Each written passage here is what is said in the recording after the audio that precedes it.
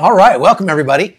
I'm Chuck Holton, and I'm in Yerevan, Armenia, the capital of Armenia, with Dr. Jacob Persley. Great to see you.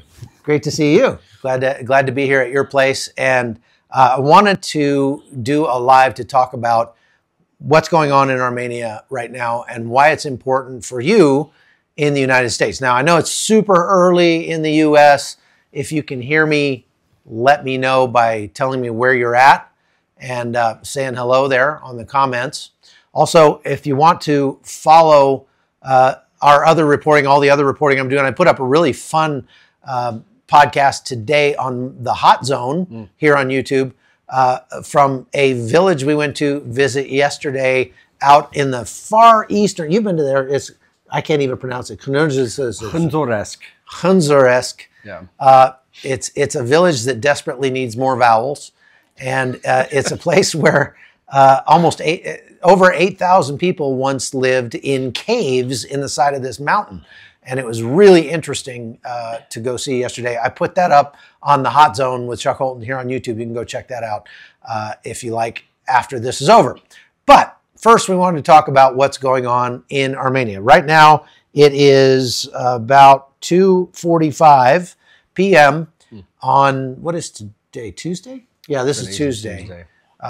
And so it's, I think, 6:45 on the East Coast of America for 3:45 on the Pacific side. So that's why we probably don't have a lot of people watching yet, but we'll get a lot of people that come on later and watch it. So, Jacob, first tell us about your work here in Armenia, where you came from, what your background is. I'm from Northwest Arkansas originally, and I was born and raised in Arkansas, and the Lord called me to himself, and so I trusted him and his work on the cross, what Jesus did. And he called me to Turkey, so I was in Turkey for 15 years, and now I've been in Armenia for 7 years, and I'm an elder at an international church here in Yerevan. And we also have ministries throughout the entire region, not just in Armenia. And really, we really seek to see the Muslim nations that surround us come to Jesus Christ. Yeah, there's a really good opportunity for you here. And actually, folks, if you go over to the Hot Zone, I recently posted a story that I made for CBN about Jacob and some of the work he's doing down in the south in Sunik province, where, you know, this country borders Iran. And tell me about why that's such a big deal for helping to evangelize people that come out of Iran.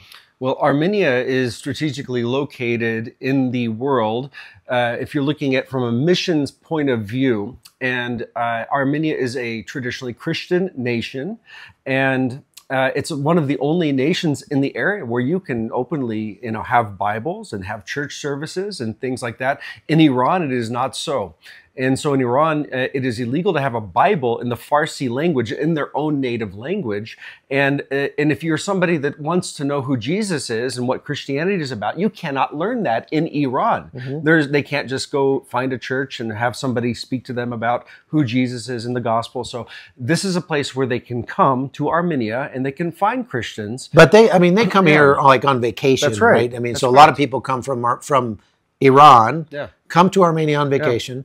And you guys are out there in the street, even this week, saying, hey, you want a Bible? And they're like, what? I can have a Bible? And they actually are pretty excited about it when you go to give it to them, right? Yes. And one thing, too, is that I've noticed as being an American citizen, they are so excited to meet somebody from the United States. The people in Iran, they actually love Americans. And this is just a sample of people that I meet. They also love Israelis. Which you wouldn't think, but the people themselves, when you meet them face to face, they've heard all of these lies about maybe America or Israel, and specifically Christianity, which we want to introduce them to Jesus Christ and his gospel. They are really willing to listen. That is so cool. It is. It's really it just goes to what I always say, that people don't go to war. Nations go to war, right? But the people are the ones who suffer from it. And when I meet, like yesterday in Hunzoresk, I met some Russians, and we got talking, and we had a great time. And they left Russia because they didn't want to Yes. go to Ukraine That's and right. fight, and moved to Spain. But you know, traditionally, like one of my best friends here in Armenia is Samver, a guy out in Tatev, and he's a little bit older than me. He was in the Soviet army when I was in the American army. And I remember that when we used to go to the range in the 1980s, the targets at the range looked like Russian soldiers. And they had a little red star on their helmet, and everything. And they had a little pop-up plastic Russian soldiers. So we practiced by shooting at Russian soldiers all the time. Oh boy! And here, Samver would have been my enemy, or at least my adversary at that time. And now we're great friends. Wow. There's no reason why we would have ever had to be enemies with each other, but it's just a matter of politics, right? And so it's really cool to hear that about Iranians that are just fascinated by America, by Americans. And when you meet them, and I've met some at your church, and they're friendly, they're open, they love talking to you. Absolutely. And probably would love to come to America if they got a chance. Absolutely.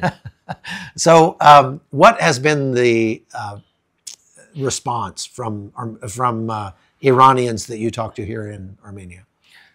Well, on a one-on-one relational basis, every single time I talk to an Iranian, I get an invitation to go to their city, village, and home.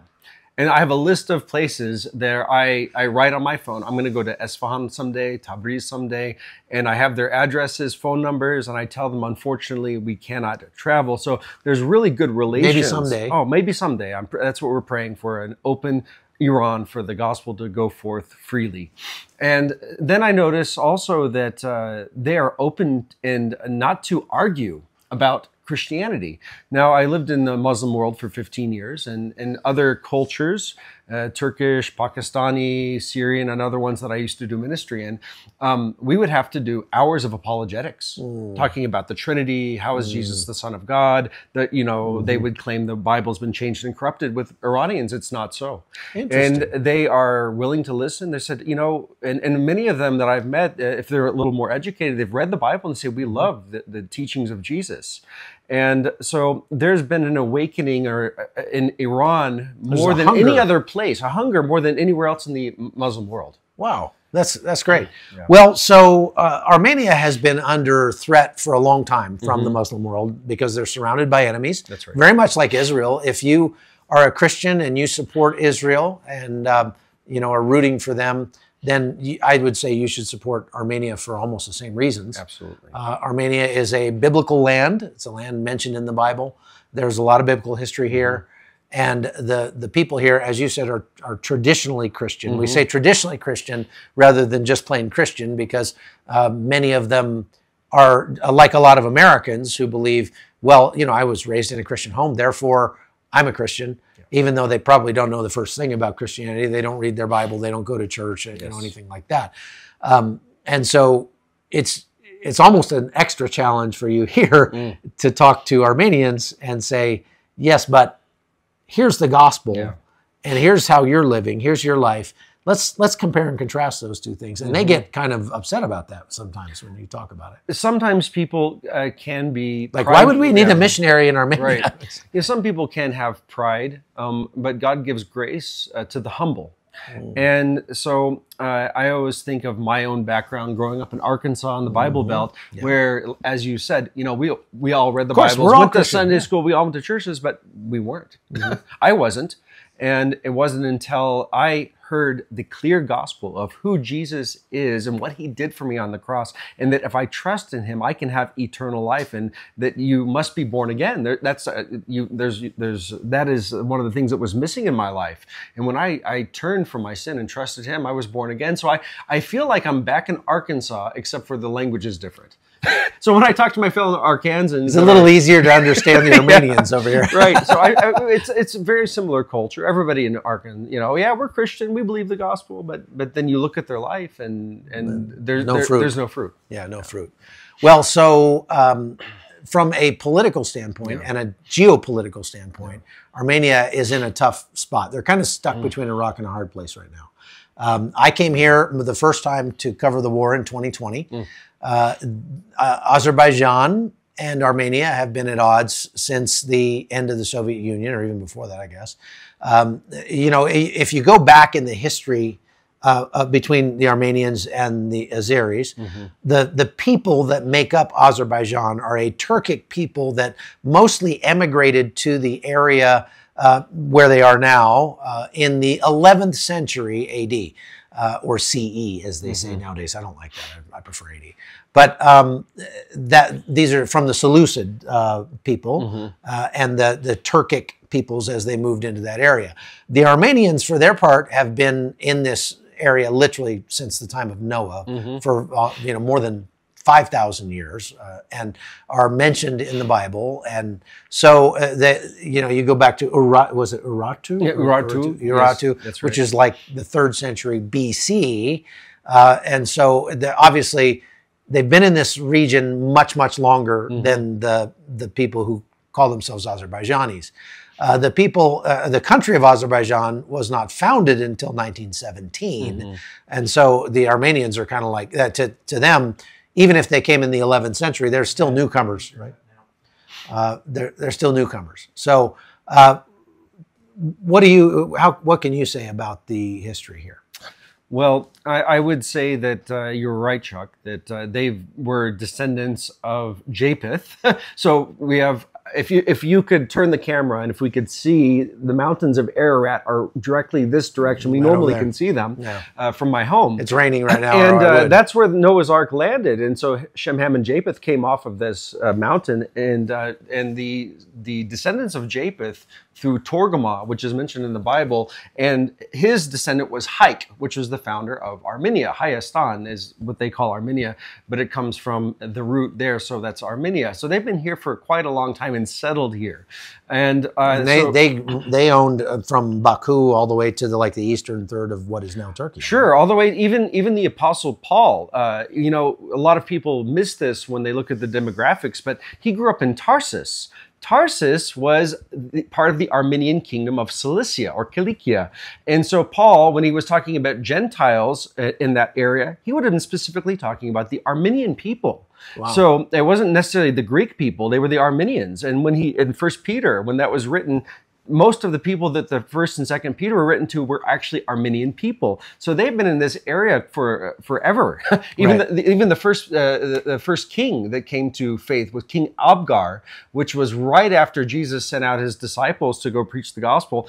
That was the very first kingdom to come to faith, and that's a well-known story. There were a couple of the apostles who came here, right? That's right. Yeah, Thaddeus and Bartholomew. Thaddeus and Bartholomew. That's correct. Right. So again, ancient Christian land that has been sort of nibbled away at by the Muslim invaders ever since like the 11th century. Yes. And now the Turks and the Azeris would like to sort of close the loop, right?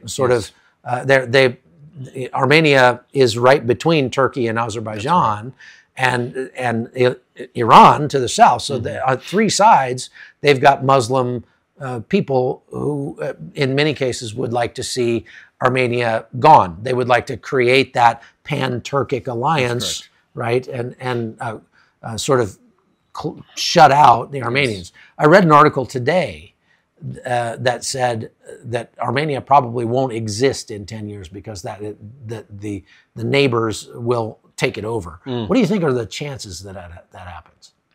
Well, I know that Armenia has had a very difficult history. They were persecuted because of their Christian faith, even in the Armenian genocide. This was the first attempt by Turkic Muslims to wipe Christian peoples off of the map.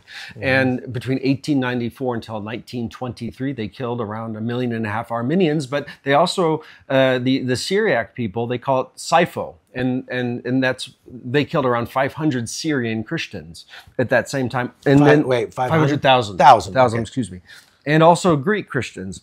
Right. So, people... Smyrna. Well, even that, exactly. Like, you go to Smyrna was like in the 1920s. That's right. So they continued it. Yeah. And the thing people always asked me, they're like, how did Turkey, the place where the 7 churches of Revelation, where all Galatians, Colossians, Ephesians, all these books in the Bible were written. How is it a Muslim country and there's hardly any Christians today? And it's because of the genocide against the Christian population, and they had to flee for their lives. And so, just a few years ago, I was listening to the leader of Turkey, Tayyip Erdogan. He was basically saying, we have leftovers of the sword and we need to deal with this problem. They call it the Armenian question, or the Armenian problem in their language. And so when you look at Azerbaijan to the east and Turkey to the west and Armenia smushed in the middle, the Turks and the Azeris say, we are one people, two nations. And so the Turkic world is very connected with each other, with trade, with culture, language. The Azeris and Turks can speak the same language, and then you can go on to Turkmenistan, which is just farther to the east, same thing. And what is in their way is the country of Armenia. Right. And it's been this bane because, you know, the history is true. You can't falsify a true history of a massacre of 1.5 million people, but they have lied to their people about that. So how do you keep the narrative from continuing? Well, let's just get rid of this problem. And so there's some nationalistic Turks, not all think this way, and Azeris, that would just like to see every Armenian dead. Again, that is not the majority thought, I would say, from what I've seen among Turks and Azeris, but there are nationalistic groups and there's people in leadership that have had that rhetoric where they would like to see what you read in that article: within 10 years, no more Armenia. They would definitely have a plan for that. Wow. And so we've seen now the president recently of Azerbaijan calling parts of Armenia Western Azerbaijan. Of course. There's already refer to that now as Western Azerbaijan, and saying, well, that was always our territory anyway. Always as in, you know, since 1917 or what. But and that's kind of where it brings us to where we are today. Yes. In September of last year, the Azeri army completed their goal of taking back the Republic of Artsakh, which is what many people in the world call it, the Nagorno-Karabakh district. It's what originally brought me here, was the war that kicked off in 2020. Armenia would have lost that region in 2020 had it not been for Russia coming in and brokering a ceasefire between Armenia and Azerbaijan. But because of the war in Ukraine and Russia being distracted and very much degraded because of that war, and not only that, there's a rush in the world right now to create a new trading order, a new economic order. So China, you've probably heard, has the Belt and Road Initiative. That's an economic push to create trading routes for China so that they'll have outlets for their goods. The United States is creating a similar route that goes through the Middle East. And Russia has been working on a route that goes from Moscow to Mumbai, or is it Mumbai? Yeah, it's in Mumbai in India, that they call, I think, the North-South Trade Corridor, right? North-South Trade Corridor International or something like that. And they've been working with the countries between Russia and India. Of course, India is 1 billion people. That's a huge market. And Russia would love to be able to get more trade with them. They only have to be able to get to Iran. And I was reading about this morning. It's kind of fascinating. Back in 2013, Armenia was a part of that North-South Trade Corridor. And the plan was for Armenia to build a railway that would go from Georgia down to Iran and was basically a shortcut. It would dramatically shorten the distance that goods have to travel to get from Russia to India and back again. The problem was Armenia couldn't find anybody to fund it. Russia was going to put up a little bit of money, but they needed some investors, and they looked all over, and they just weren't able to find anybody to do it. Russia now is sort of out of time. They have to find new trading partners because they've lost so much with the sanctions on them from Western Europe. And so Russia was supposed to be keeping the peace between Armenia and Azerbaijan, but they decided that maybe Azerbaijan would be a better trading partner than Armenia. And so they've started moving that north-south trade corridor into Azerbaijan, where they have more infrastructure, fewer mountains, and a shorter distance to travel. If you look on a map between the south of Russia and the north of Iran, the shortest distance to cross would be right through Azerbaijan. So the adversarial relationship that Russia had with Azerbaijan over natural gas and oil has taken a back seat to the necessity that Russia has of being able to get their goods to India and beyond. So they've now Russia has sort of turned its back on Armenia and has embraced Azerbaijan. The upshot of that is that Azerbaijan now feels emboldened or empowered to continue their push to take more of Armenia. Why do they want more of Armenia?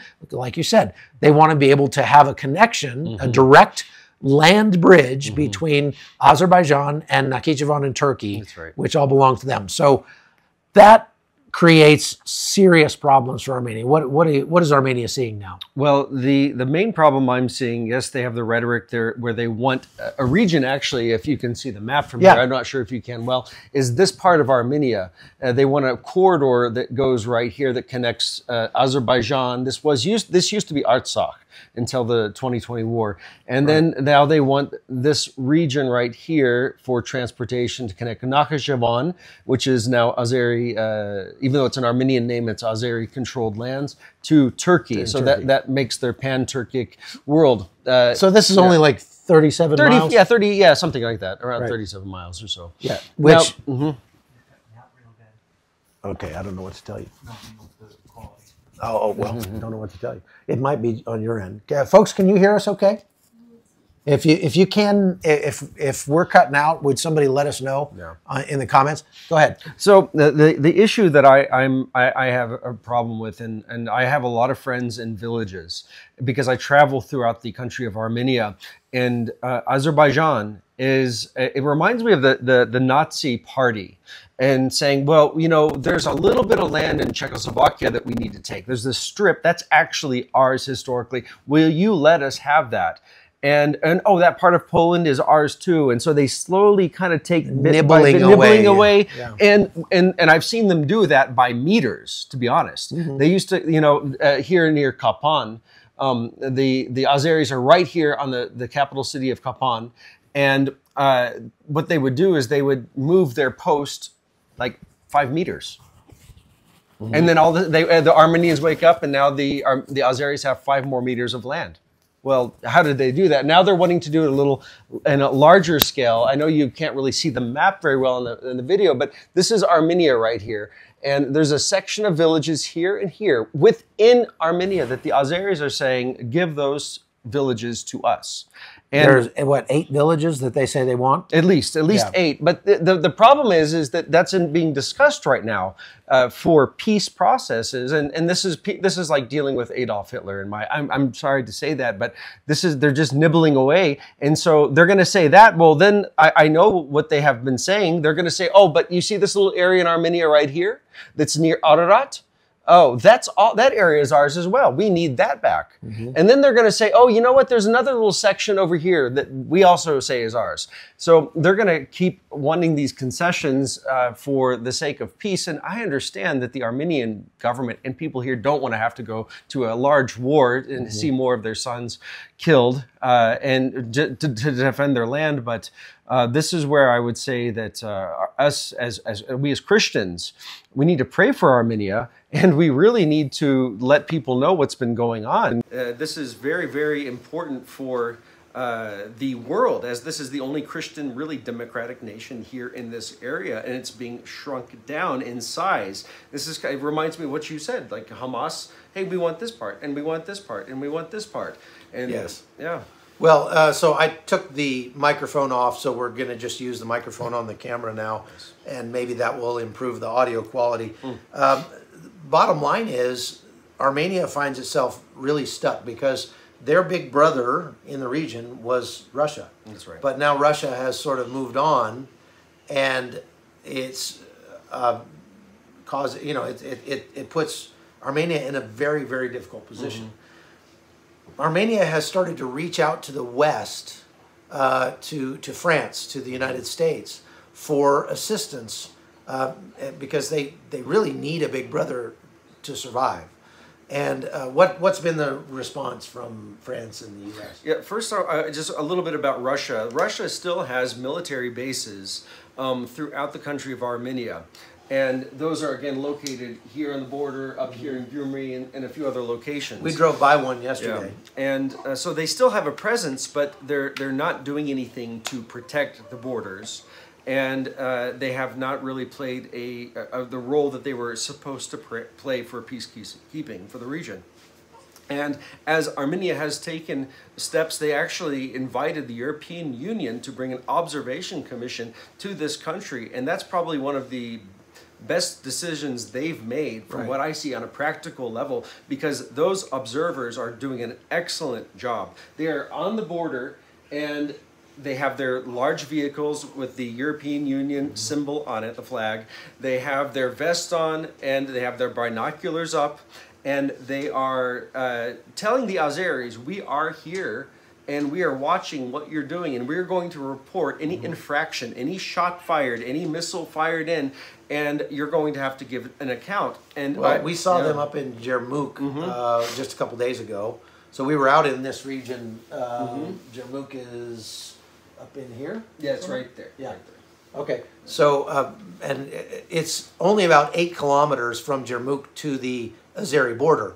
And so, I don't know, it was a couple years ago, or a year and a half ago now, the Azeris actually mortared and shot artillery at the town of Jermuk, which is a big tourist town. It'd be like Lake Tahoe or someplace, you know, in the United States, with a lot of ski resorts and things like that up there. And they fired missiles or artillery at Jermuk. And so the European Union moved some people up there. And just by virtue of their presence, now there has been safety in Jermuk for the last year and a half, because the Azeris, the last thing they want to do is to kill some European observers, and that would actually cause some real big problems between them and the Europeans. I would like to say one thing about that, since the European Union did start their observations, I think there's only been 1 or 2 infractions where they shot, but it was not where they were able to observe. And this is the problem with Russia, is that Russians, where their military is, they do not let Americans or Europeans anywhere in those regions. And so if you were, so they're on some border areas, but the only infractions that there have been is where the Russians have been with their military bases, and that's where Armenian soldiers or civilians have been killed. Before the European Union came here, I recorded almost every week 2 to 3 people killed every single day by snipers and by Azeris firing into Armenia, into the villages. They were not on the border. They were 2, 3, 10 kilometers into that. And after the observation commission came, that went to 0. It stopped. Stopped. Well, that's good. Now, this is what what confuses me about that, however, because Ursula von Leyen, the EU president, went to Azerbaijan, met with Ilhan Aliyev just after the war in Ukraine started. And we don't know exactly what was said there, but shortly after she left is when they when they invaded Armenia in Artsakh. And they have started, every time that the European Union goes and meets there, obviously the reason that they're meeting is because the European Union desperately needs natural gas that they were getting from Russia, and they're not getting any more. So if they're not getting that natural gas from Russia, they've got to get it from somewhere, and Azerbaijan is one plan. So one could be forgiven for thinking that Ursula von Leyen went there and said, hey, we really need some natural gas, but I know you have to get that across Armenia, wink, wink, nod, nod, and sort of gave them the green light to do that. But then when they, so that's probably not correct, because the European Union, as you said, sent not peacekeepers, but just observers into the region once they did do that. Yes. But do you think that even knowing that the Europeans desperately need their energy has emboldened Azerbaijan to push further into Armenia? I would say that Azerbaijan and Turkey have a mind of their own. I always put them together because they partner and work together. And so I'm sure in their mind, and when I follow the leadership and I listen to the rhetoric on their news, and it's different than what they say to the Europeans, and it's different than what they say to the Americans. They have their speech for their people, which is, we're going to rule the world one day again, back to this neo-Ottoman Empire. We're going to have all this connection. They have a plan.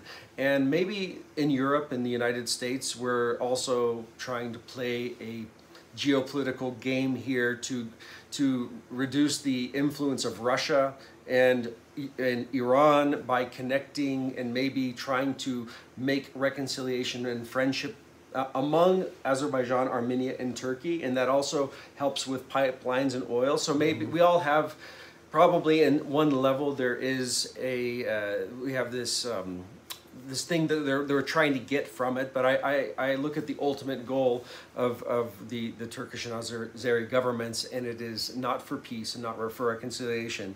I mean, my prediction is that there will be a time of that, but it won't continue because they have a strategic end that they need to meet, and if they have to use the United States and Europe for that ends, they will do that.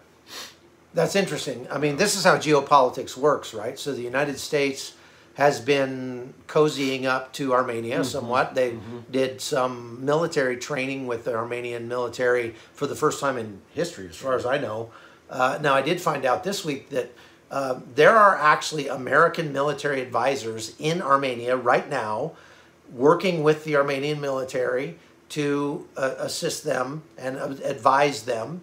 And again, we're trying to curry favor with Armenia, or at least make Armenia somewhat more dependent on us, so that not really because they care about Armenia in any significant way, but because right now Armenia is one of the main conduits that Russia uses to get the microchips it needs that it can't buy it for itself. So, for example, anything that's AI related, the chips that run artificial intelligence are all made in the West. They're all made either in the United States or Taiwan mostly. And those are completely embargoed. They cannot sell them to Russia for any reason. But they can sell them to Armenia.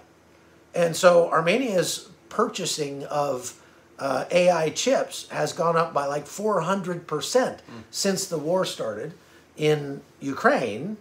And there's a good chance, I mean, we know that some of those are staying here because Armenia is kind of becoming like a Silicon Valley for Asia. Yes. And we can talk more about that in a minute. But it's a good bet that some of those chips at least are making their way to Russia and are sort of skirting the sanctions. Well, if the United States starts backing Armenia a little more, then that will make Armenia a little more beholden to the United States, and it'll give us more power to put pressure on Armenia not to allow Russia to buy those chips on the gray market, so to speak. And that's how global geopolitics works. So let's talk about that, though. How has Armenia benefited from the war in Ukraine?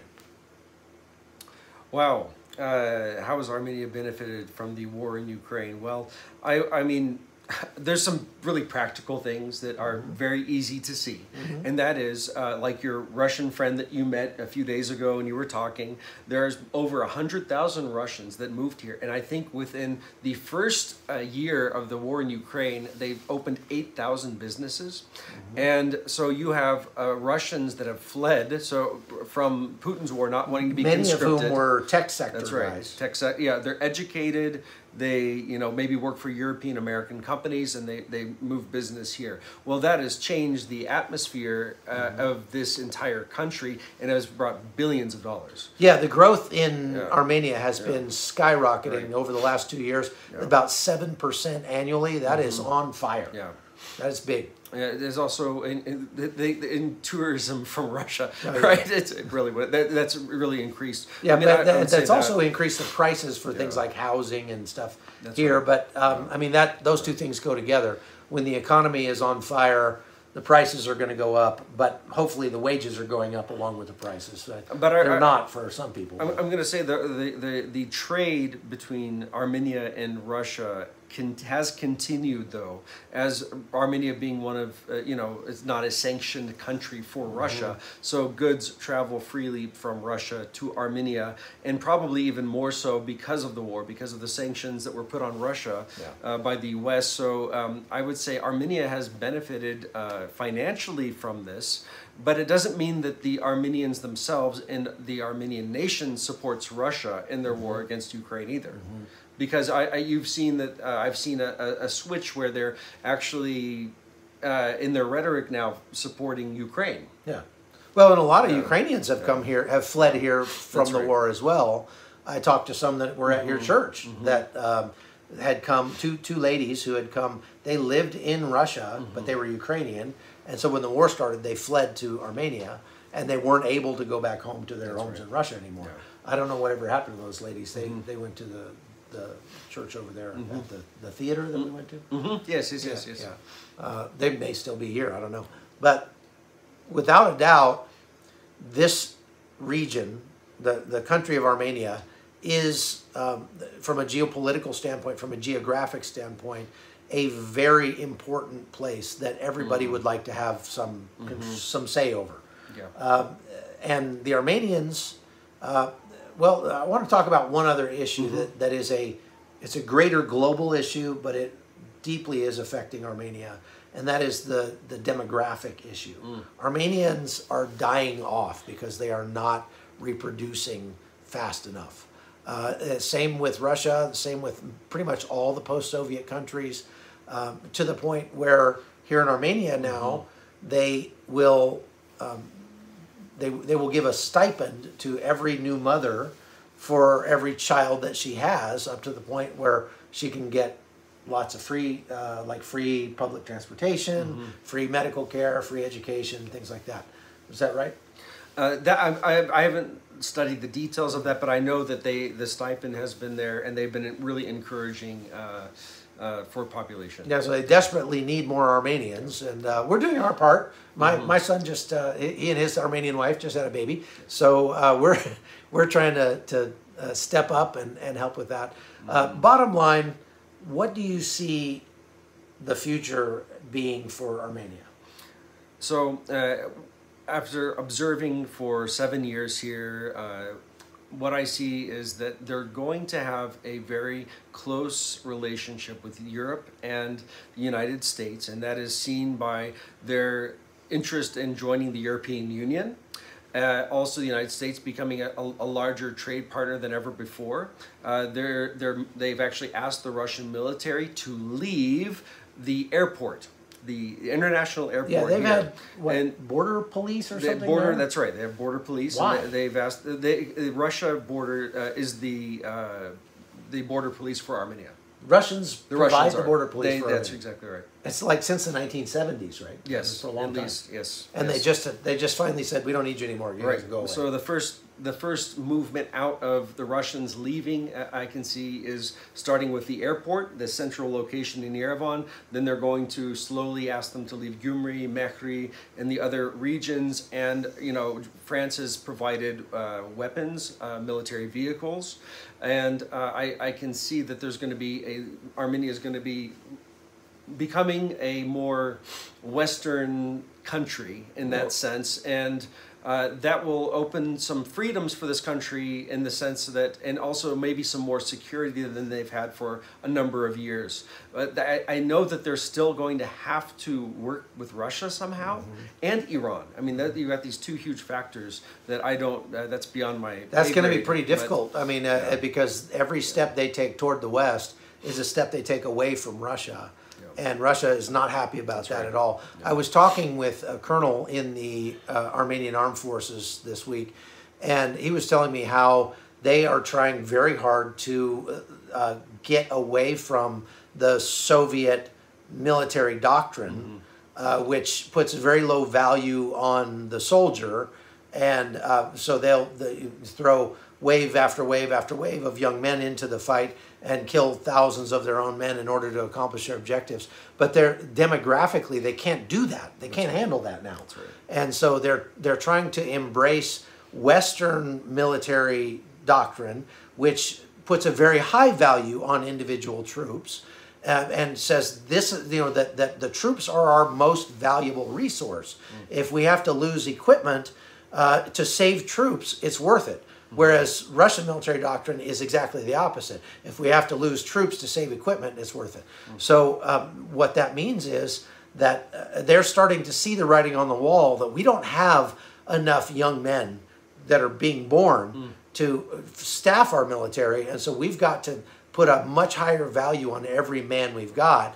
And so that's why there are American military advisors now in Armenia trying to help them with that process. And it's really surprising as we talked for a couple of hours, and just how he described some of the things that you would not have thought about in how the Russians think, or the Soviet model thought strategically, tactically, and how they have to deconstruct that and re-engineer their armed forces in order to put a higher value on the person.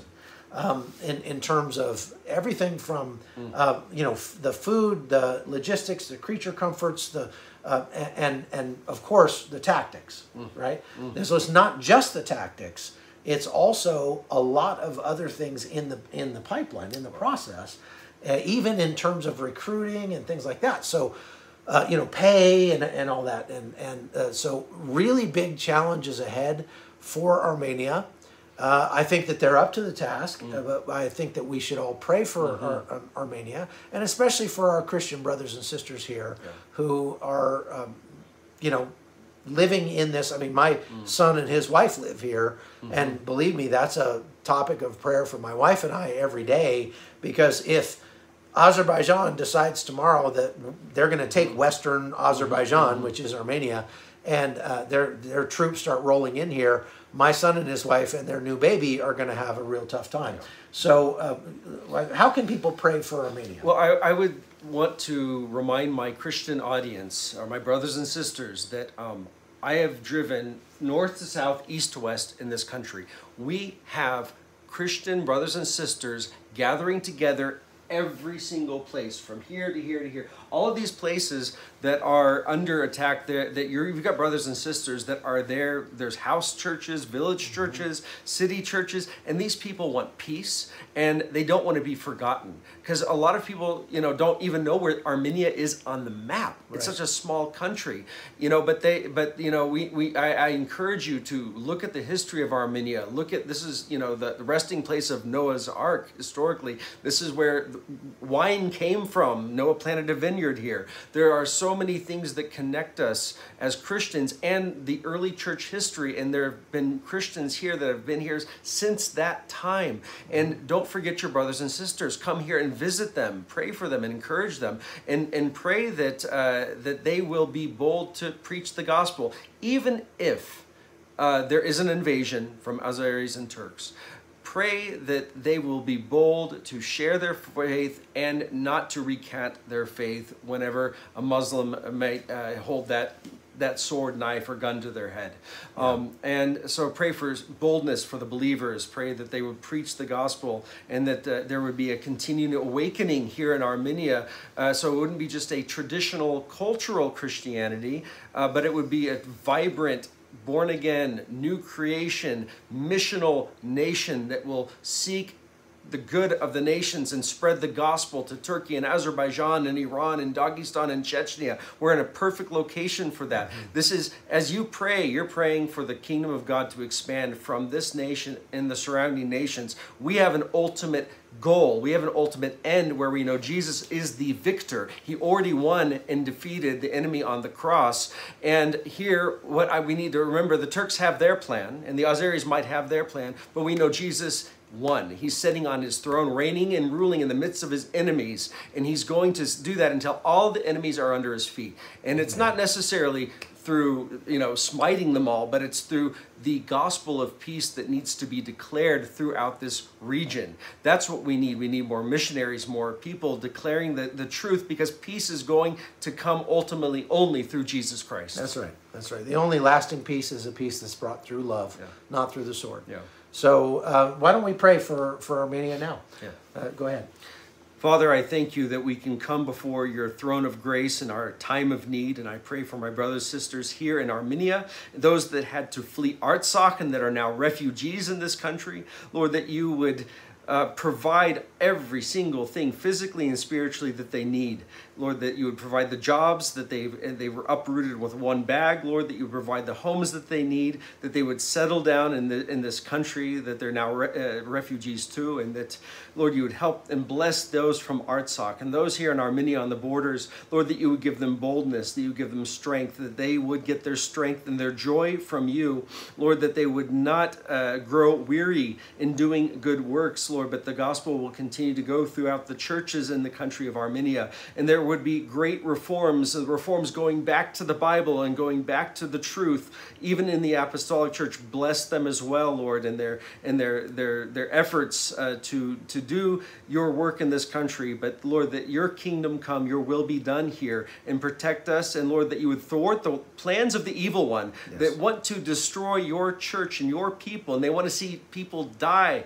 And we ask that, Lord, that this would not happen. That, Lord, you're a God of peace, and you're the one that's the giver of life. You gave eternal life, and that the Turks, the Azeris, the Iranians, and those that would want to plot evil, Lord, their eyes would be open, just like you opened the eyes of Saul as he was persecuting Christians, and that they would come to know you and bow their knee to you, and that your churches will go forth in those lands. And I pray this in Jesus' name. Amen. Amen. Well, thank you very much, Dr. Jacob Persley.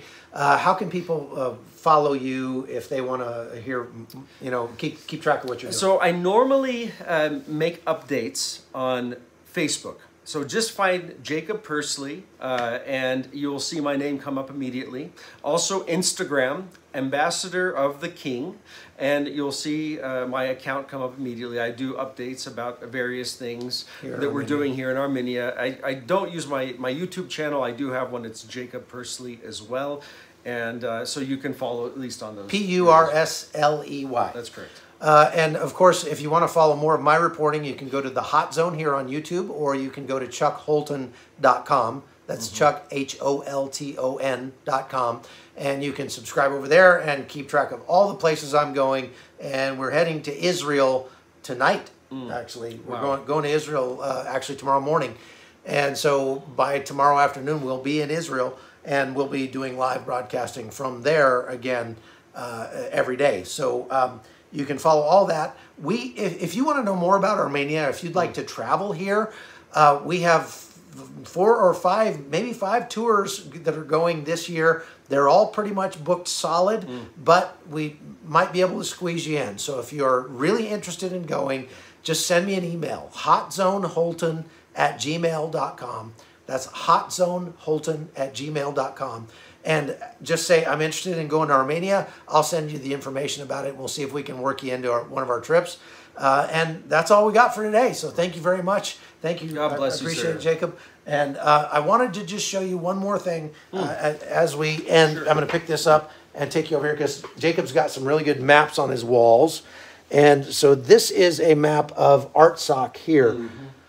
This is the southern part of Armenia, the pink here. This is the southern part of Armenia. That's the Sunik province. This is the part that's probably most at risk right now from the Azeris. Over here in this orange area, this is what was the Republic of Artsakh that has been taken by the forces of Azerbaijan as of September of last year. So all of this is now Azerbaijan, where it used to be the Nagorno-Karabakh district. And now the Azeri forces are all along this red line here as they are seeking to push across and take this area, especially what they call the Zangezur corridor down in here, that would give them a direct connection with their Azeri exclave of Nakhichevan and Turkey to the west. So just wanted to show you that because that's a really good representation of it. I don't know how well you can see that, but it's a big deal. And I appreciate all of you for watching. Please like and share the podcast. If you want to donate to keep us on the air, you can go to cbn.com and do so. And we appreciate that very much. So God bless you all. Take care. We'll see you.